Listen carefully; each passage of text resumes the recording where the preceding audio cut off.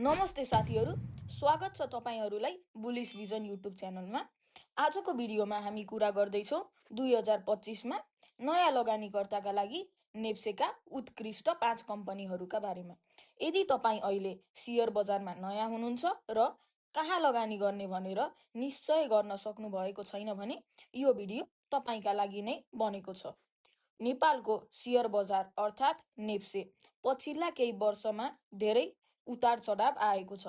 कतिपय कम्पनीहरू घटेका छन्, कतिपय बढेका छन्, तर राम्रो कम्पनीहरू सधैँ स्थिर रहन्छन्। आजको भिडियोमा म तपाईलाई त्यस्ता कम्पनीहरूका बारेमा बताउनेछु जसले विगतमा राम्रो प्रदर्शन गरेका छन् र भविष्यमा पनि राम्रो सम्भावना बोकेका छन्। यी कम्पनीहरू दीर्घकालीन रूपमा राम्रा छन् र सुरु गर्नका लागि सुरक्षित विकल्प छन्। भिडियो अन्त्यसम्म हेर्नुहोस् किनकि अन्त्यमा म तपाईलाई एउटा सानो प्रो टिप पनि दिनेछु जसले तपाईको लगानीको सोच बदल्दिनेछ। सुरु गरौँ नोबेल ब्याङ्कबाट। यो नेपालकै पहिलो निजी क्षेत्रको ब्याङ्क पनि हो र ब्याङ्किङ क्षेत्रको अग्रणी नाम पनि हो। नोबेल ब्याङ्क सन् 1984मा स्थापना भएको थियो र आज यो देशकै सबैभन्दा बलियो ब्याङ्क मध्ये पर्छ। ब्याङ्कले निरन्तर रूपमा राम्रो नाफा कमाइरहेको छ। प्रत्येक वर्ष यो ब्याङ्कले बोनस र नगद लाभांश दिँदै आएको छ। यदि तपाईँ सेयर बजारमा नयाँ हुनुहुन्छ भने नोबेल ब्याङ्क तपाईका लागि एकदमै राम्रो सुरुवात हो, किनभने ब्याङ्किङ क्षेत्र स्थिर र सुरक्षित क्षेत्र हो। ब्याङ्कले ब्याज, सेवा शुल्क र लोनबाट स्थिर आम्दानी गर्छ। नोबेल ब्याङ्कको ग्राहक सङ्ख्या पनि धेरै राम्रो छ र यसका शाखाहरू पनि देशभरि रूपमा फैलिएका छन्। यसले सधैँ नयाँ प्रविधि ल्याउने र डिजिटल ब्याङ्किङमा पनि अग्रणी रहने प्रयास गरेको छ। 2025मा ब्याङ्किङ क्षेत्र अझै मजबुत हुने अनुमान छ, किनभने अर्थतन्त्र विस्तार हुँदैछ र मानिसहरू वित्तीय पहुँचमा बढ्दै आएका छन्। त्यसैले नयाँ लगानीकर्ताका लागि नोबेल ब्याङ्क एउटा सुरक्षित र बुझ्न सजिलो कम्पनी पनि हो। अब दोस्रो कम्पनी नेपाल रिइन्स्योरेन्स कम्पनी अर्थात् एनआरआइसी। यो कम्पनीलाई छोटकरीमा एनआरआइसी पनि भनिन्छ। यो सामान्य बिमा कम्पनी होइन, किनभने यसले बिमा कम्पनीहरूको पनि बिमा गर्ने गर्दछ। यसलाई रिइन्स्योरेन्स कम्पनी भनिन्छ। नेपालमा यस्तो एकमात्र सरकारी कम्पनी हो एनआरआइसी। नेपालका सबै बिमा कम्पनीहरू एनआरआइसीसँग कारोबार गर्ने गर्दछन्, त्यसैले यसको व्यापार स्थिर र निश्चित हुन्छ। एनआरआइसीले पछिल्ला वर्षहरूमा लगातार नाफा कमाइरहेको छ। यसको सेयर बजारमा कारोबार पनि सक्रिय छ।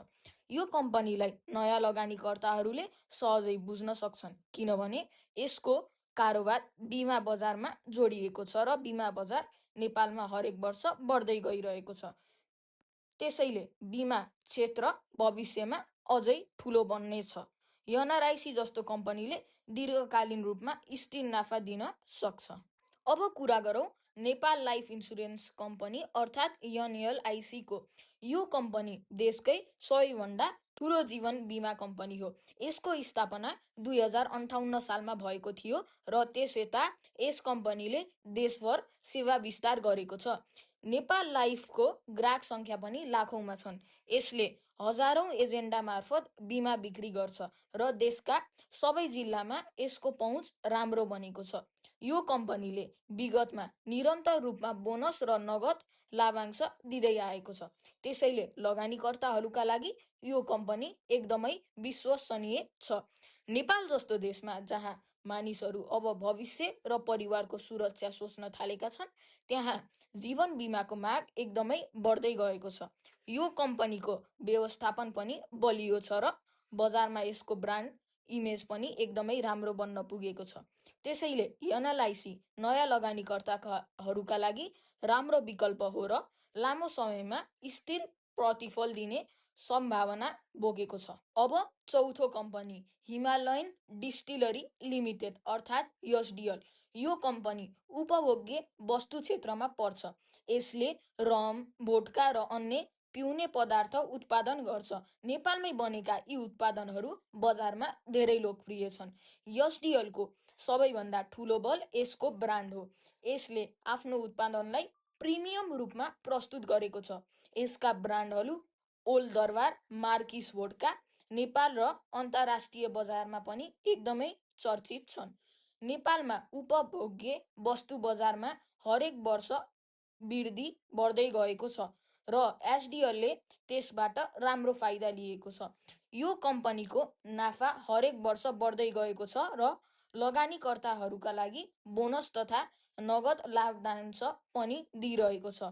एसडिएललाई नयाँ लगानीकर्ताहरूले सजिलै बुझ्न सक्छन् किनभने यसको कारोबार जनजीवनसँग जोडिएको छ र सबैभन्दा राम्रो कुरा एसडिएलको सेयर मूल्य लामो समयदेखि स्थिर छ, अर्थात् जोखिम कम छ।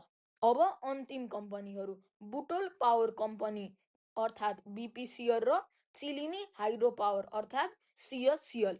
यी दुवै कम्पनीहरू हाइड्रो पावर क्षेत्रमा पर्दछन्। नेपालमा बिजुली उत्पादनको ठूलो सम्भावना छ।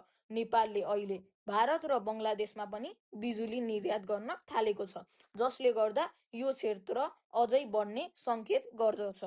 बिपिसिएल र चिलिमी दुवैले विगतमा राम्रो नाफा कमाएका छन्।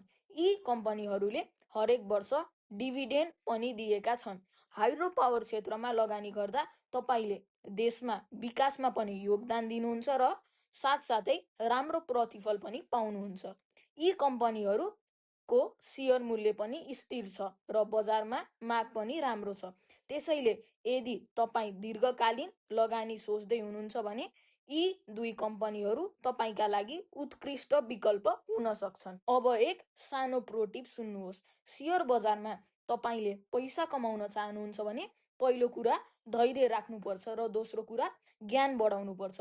धेरै मानिसहरू छिटो नाफा खोज्छन्, तर सफलता सधैँ समयसँगै आउँछ र राम्रो कम्पनीमा लगानी गर्नेले धेरै वर्षमा ठुलो नाफा कमाउँछन्। धन्यवाद साथीहरू, भिडियो अन्त्यसम्म हेरेर साथ दिनुभयो त्यसका लागि मनदेखि धन्यवाद।